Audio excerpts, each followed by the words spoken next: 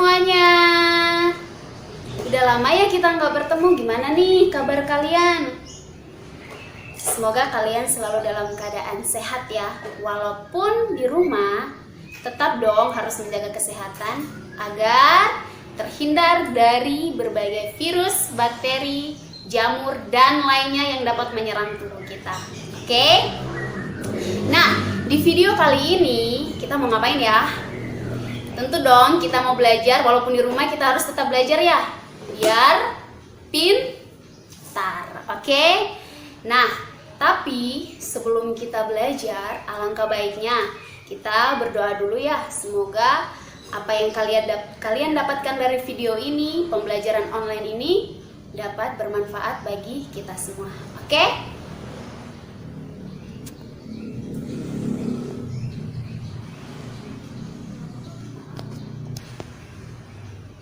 Oke, kembali lagi bersama Miss Febronia. Tapi sebelum kita belajar, jangan lupa di like, comment, subscribe, dan nyalakan notifikasinya.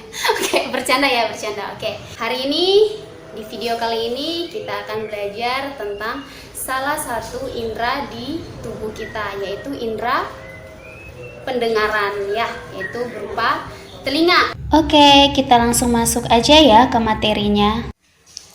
Nah, ini adalah anatomi dari telinga. Jadi bagian dalamnya bentuknya seperti ini ya. Ada bagian-bagiannya, ada telinga bagian luar, bagian tengah, dan juga telinga bagian dalam. Masing-masing bagian ini punya organnya masing-masing dan juga fungsinya masing-masing. Nah, kita lihat struktur dan juga fungsi bagian pada telinga. Bagian luar terdiri atas daun telinga dan juga saluran telinga. Bagian luar ini kita bisa lihat menggunakan mata kita sendiri. Ya, dan juga kita bisa raba ya, daun telinga kita bisa raba. Daun telinga ini fungsinya untuk mengumpulkan gelombang suara ke saluran telinga. Dan saluran telinga ini juga punya fungsi. Yang pertama, menangkap debu yang masuk ke saluran telinga, dan juga sebagai bagian yang menghubungkan antara telinga bagian luar dan juga telinga bagian dalam.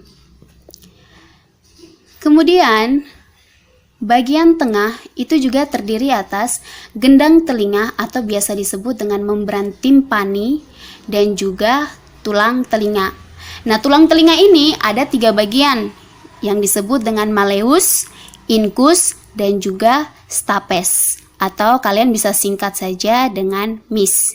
Ya, gendang telinga atau membran timpani berfungsi sebagai menangkap gelombang suara dan mengubahnya menjadi getaran yang akan diteruskan ke tulang telinga. Jadi gendang telinga ini yang berfungsi sebagai menangkap gelombang suara. Tulang telinga berfungsi sebagai meneruskan getaran dari gendang telinga ke rumah siput.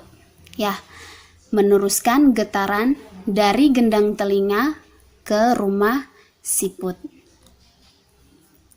Nah, itu bagian tengah dari telinga. Sekarang bagian dalamnya. Bagian dalam terdiri atas saluran eustachius. Fungsinya untuk mengatur tekanan udara agar tetap seimbang. Koklea atau rumah siput. Kenapa dikatakan sebagai rumah siput? Karena bentuknya seperti cangkang siput. Nah, di koklea ini terdapat organ korti. Dan organ korti ini yang berfungsi sebagai menerima getaran suara dan mengubahnya menjadi impuls sehingga dapat diterjemahkan oleh otak sebagai suara.